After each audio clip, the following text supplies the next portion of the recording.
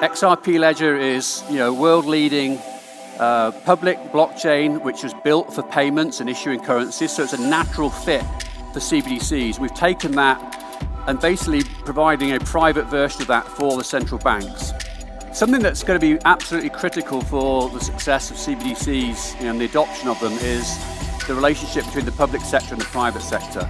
As I mentioned earlier, we view that the public sector, the central banks working with the government, will be the designers, the rule setters in terms of policy, and the implementers of the platform for the core capabilities around wholesale and retail CBDC, but that the use cases will come from the private sector. The list just goes on and on and on. There's literally endless potential use cases.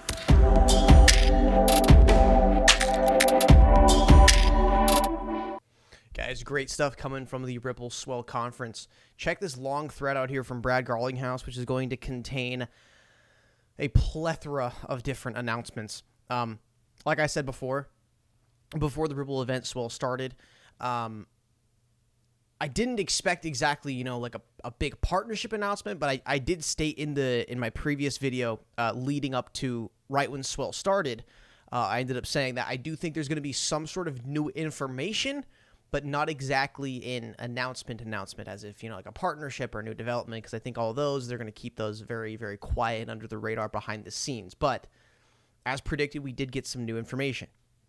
So check this out here. Our 6th annual Ripple Swell is underway. I took the stage this morning with CNBC Karen to discuss all things Ripple, crypto utility, macroeconomic factors affecting crypto, and much more, a thread. With all that's happening in the past few weeks and over the course of this year's ups and downs, it feels even more imperative that we've gathered together in person to have honest conversations about solving real-world problems with crypto and blockchain. As I said on stage, I firmly believe that crypto will be stronger because of this if we keep focusing on transparency and trust. Ripple has and will continue to lead in this regard. All right, gotta check out the next one here, though. On a very positive note, we made some major announcements this week. Part 1. We've processed $30 billion in payments on RippleNet, both fiat and cryptocurrency. Really keep that in mind, guys. $30 billion in payments have been processed.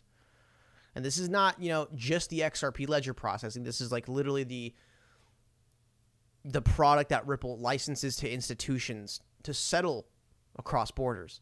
$30 billion have been processed. We're partnering with MFS Africa to bring ODL to Africa, our 6th continent. Announcements part 2, with more to come.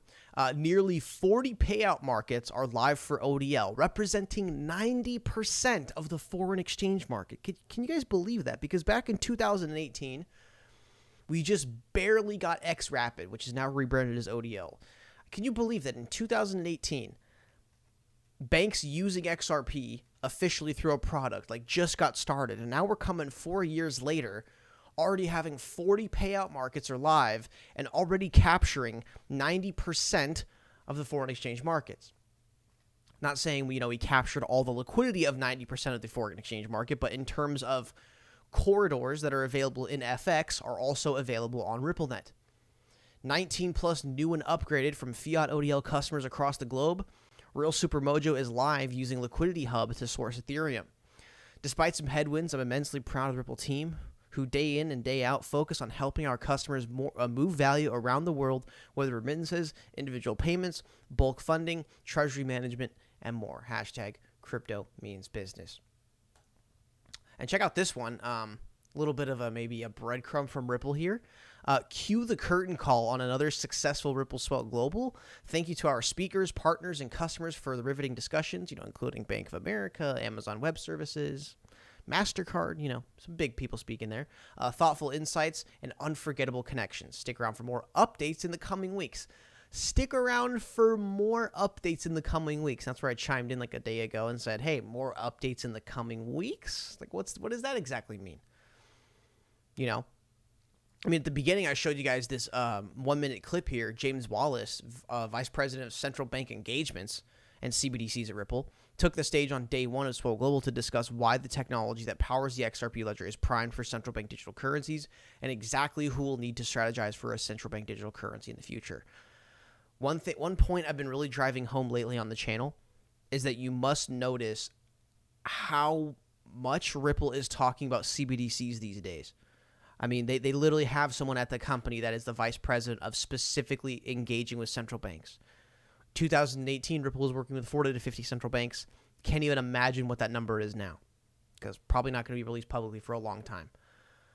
But just note how in the last year, the CBDC talks, the CBDC discussions have been ramping up incredibly. Okay? Takes off Mr. Intuitive here.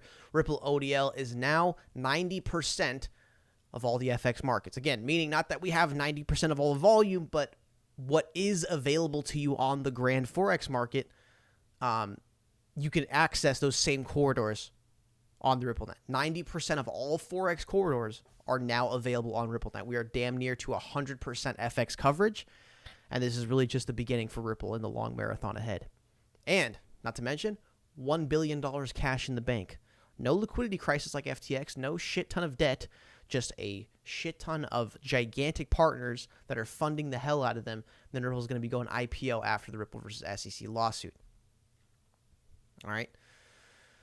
Check this out here at Whale Chart. Just in, Ripple seeking Ireland license, plans for European expansion. Again, I don't see any official links or anything like that.